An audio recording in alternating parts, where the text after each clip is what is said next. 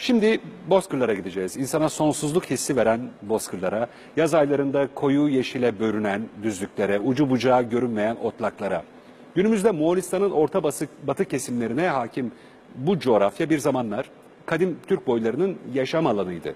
Şimdi bu coğrafyada ön Türk tarihine, kadim Türk tarihine ilişkin çok ilginç arkeolojik keşifler yapılıyor. Bunda elbette bilimsel kazı çalışmaları sayısının hızla artması en önemli etmen.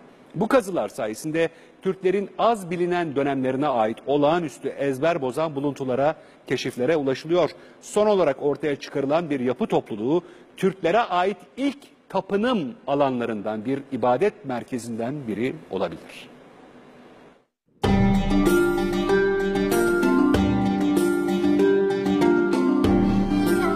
Kadim Türk boylarının ata yurdu olarak kabul edilen Moğolistan son yıllarda şaşırtıcı arkeolojik keşiflere sahne oluyor.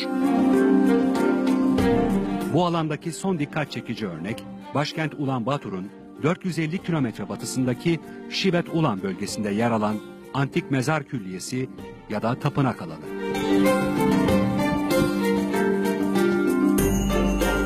Deniz seviyesinden 1340 metre yükseklikteki antik yapı kalıntıları milattan sonra 6 ila 7. yüzyıllar arasına tarihlendiriliyor. Yani 2. Göktürk Kağanlığı'nın başlangıç dönemlerine. Bunu kanıtlayan buluntuysa Kağanlık Konfederasyonu'na katılan 63 boyun damgalarının yer aldığı bir bengü taş. Konfederasyonun yöneticisi olan Köktürk Kağanlığı'na ait bir dağ keçisi sembolünü gördük biz bu taşta. Çok önemlidir o hanedanlığın, Aşina hanedanlığının sembolüdür. Bu kazılı bunun dışında başka Türk boylarına da, çünkü Köktürk Kağanlığı'nın çatısı altında epeyce Kırgızlardan Türgiçlere kadar, Tokuz Oguzlardan Üç Oguzlara kadar çeşitli Türk boylarının varlığını da biliyoruz. Bunlar hep Orhun yazıtlarında, çünkü Kültigin, Bilge Kağan ve Tonyukuk'ta söz ediliyor bu boylardan. Bu boylara ait olduğunu düşündüğümüz tamgalar da bulunmakta.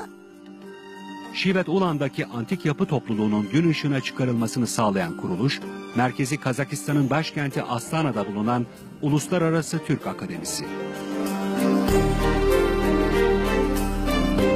Akademi Başkanı Darhan Kıdırali'ye göre bu kalıntılar Hun dönemi öncesinden kalan tek tanrılı bir dinin, bir tür tengriciliğin ilk tapınak alanı. Burası ilerleyen dönemlerde Göktürk Kağanlarından birine, muhtemelen Kağanlığı yeniden ayağa kaldıran İlteriş Kutluk Kağan'a ait bir mezar külliyesine dönüştürülmüş olabilir. Arkeolojik kazı sonucu ortaya çıkan mabet şu anda dünya tarihinde büyük bir buluştur. Neden? Çünkü bugüne kadar Türklerde mabet yoktu. Tanrı inancında sadece bahşiler vardı, şamanlar vardı. Onlar çeşitli ritüeller yapardı diyorlardı ve bize tarihi böyle anlatırdı. Halbuki tarihin öyle olmadığını, Tanrı inancının İslamiyet'e kadar Türklerin büyük mabetler yaptığını, bu mabetlerde çeşitli ritüeller, kurbanlık kestiğini, adaklar sunduğunu, ibadetler yaptığını, hatta Yesevi halvetinde olduğu gibi ibadetler yaptığını biz şu anda bu arkeolojik kazı sonucu ortaya çıkarıyoruz. Moğolistan bozkırlarında çevresinde balbal, koyun ve aslan taşlarıyla çevrili insan heykellerinin yer aldığı antik yapı kompleksi, ön Türk tarihinin aydınlatılması yönünde değerli ipuçları veriyor.